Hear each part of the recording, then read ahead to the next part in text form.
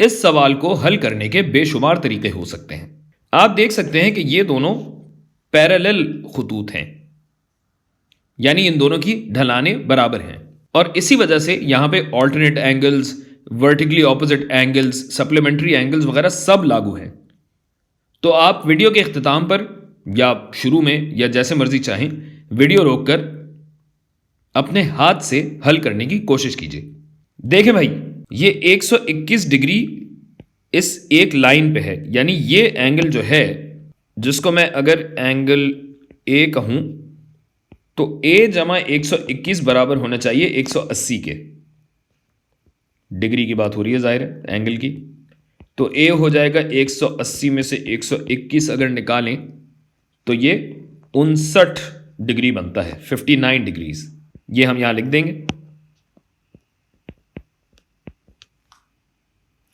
और चूंकि मुसल्लस का कुल जाविया होता है 180 डिग्री, तो ये 59 जमा 29 जमा ये एंगल जिसको हम बी कहेंगे जमा बी, ये 180 के बराबर है।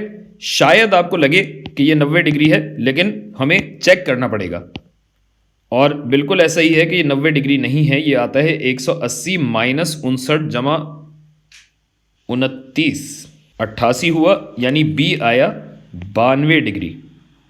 तो जनाब ये बी, जो कि यहाँ एल लग रहा था लेकिन बी था, अब घबराने की ज़रूरत नहीं है क्योंकि हमें यह पता लग गया है कि ये 92 डिग्री है।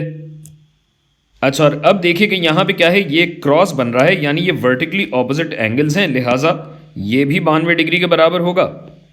और चूंकि यहाँ भी क्रॉस बन रहा है, लिहाजा ये एंगल x के बराबर होगा, और 92 जमा 29 जमा x ये बराबर होगा 180 के, और यूं हमारा x आता है 59 डिग्री। ये हो गया 59 डिग्री। अच्छा, इतनी लंबी कहानी तो आपको समझाने के लिए की है, वरना ये करने से कहीं ज़्यादा बेहतर ये था कि चूंकि ये दोनों खतूत पैरेलल हैं, तो आप ये भी देख सकते हैं कि यहाँ पे एक Z बन रहा है, Z, या आप कहें तो इसको N कह लें, N बन रहा है।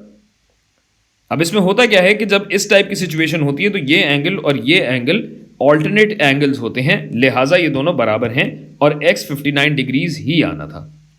और वैसे तो आपका जैसे दिल चाहे आप हल कर लें, समझ में आना चाहिए बस।